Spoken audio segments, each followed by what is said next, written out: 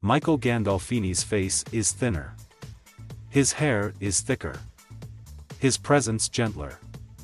But there's no mistaking it. He looks like his dad. It's something he's heard many times in his 22 years, especially recently. In The Many Saints of Newark, the Sopranos prequel, Michael plays a teenage Tony Soprano, inhabiting the indelible mob boss played by his father, James Gandolfini. Like many, Gandolfini has mixed feelings about hearing that he looks like his dad. But mostly he feels proud. It makes me feel really good because I love my dad, Gandolfini says, smiling softly. Sometimes I get insecure. I hope I don't just get cast as my dad look-alike. Sometimes I think, am I only good because I look my dad? Or am I good because I did all the work? In The Many Saints of Newark, which debuted in theaters and on HBO Max on Friday, Gandolfini put in a kind of work that went beyond playing the part, which, considering Tony Soprano is arguably the greatest protagonist in television history, was already a tall order. Stepping into his father's shoes meant getting to know his dad in a new way, just as Gandolfini was, and still is, finding his own direction as a performer. Being in this world, playing this character, it connected me to my dad as an actor to actor, guessing what he went through, and understanding a little more what he went through for 9 years and being really proud of him for that, Gandolfini said in an interview the day after the New York premiere of The Many Saints of Newark.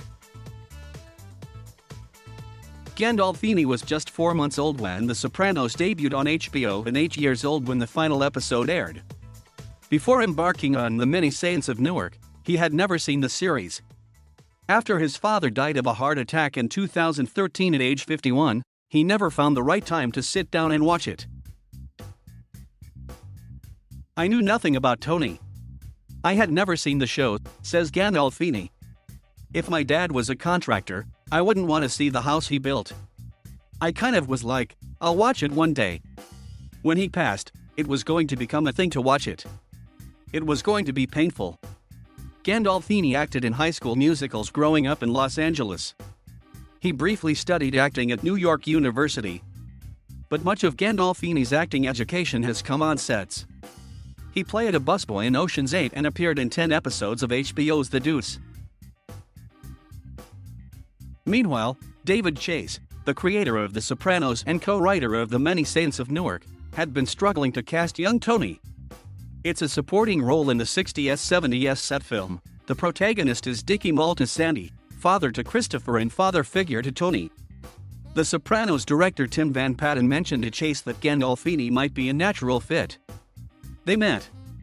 He seemed totally different than his father to me that day, says Chase. Totally different. I got it into my head that it was going to work, period, Chase explains.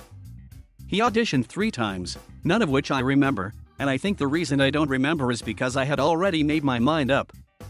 It had to be him. The audition process, though, was a relief to Gandolfini. Instead of suddenly being faced with the intimidating prospect of playing his father's defining role, he spent 3 months mulling it over and getting more familiar with the character. I was hesitant. But I thought, I'm not in a position, and I'm still not in a position, to turn down auditions, says Gandolfini, who has a part in Hereditary director Ari Aster's next film. It also meant Gandolfini finally caught up to The Sopranos, and saw his dad in a whole new light. His father, who had a tortured relationship with the character, had shielded his son from Tony Soprano. That was one of the greatest parts of this. I got to become a fan of The Sopranos. I got to watch it for the first time. I got to learn that it was funny. I had no idea, says Gandolfini. Tony Soprano to me was my dad in a robe, eating lunch on his break. Once production started, Gandolfini's focus was on finding Tony Soprano, not trying to play his father most of the time. If I was doing anything with him, it was to pull him back a little bit from his father and remind him that this character isn't him yet. He's still got some of that softness and sensitivity, says director Alan Taylor. In the film, Tony's mafioso future isn't yet a foregone conclusion. He's a good, sweet kid into rock and roll, partly a victim to the life he's born into. Destiny weighs heavily. The striking thing about Michael when you meet him is how gentle he is and how warm and generous and gracious he is, says Taylor, who directed a number of Sopranos episodes. That's not the first thing that radiated off Jimmy. He is those things, but there's a powerful, brutish thing that comes with that. Meeting Michael, I realized this guy is this way because he must have been loved to pieces by his parents. James Gandolfini, who grew up in New Jersey, the son of a bricklayer and school lunch lady, often spoke self-deprecatingly about acting. He was fond of saying it was his job to wear someone else's pants. Michael Gandolfini's motivation comes from somewhere different. His fascination with the craft, he says, came from sitting in the audience, not standing on the stage. I remember sitting in the audience in my first acting class thinking, how do you do that? How do you get up on stage and become another person? I think that's what I'm still chasing, says Gandolfini. I think part of that is because of my dad. What was he doing?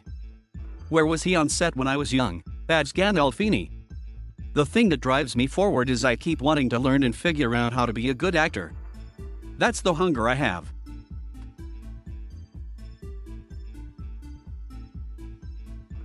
Thank you for watching. Please subscribe.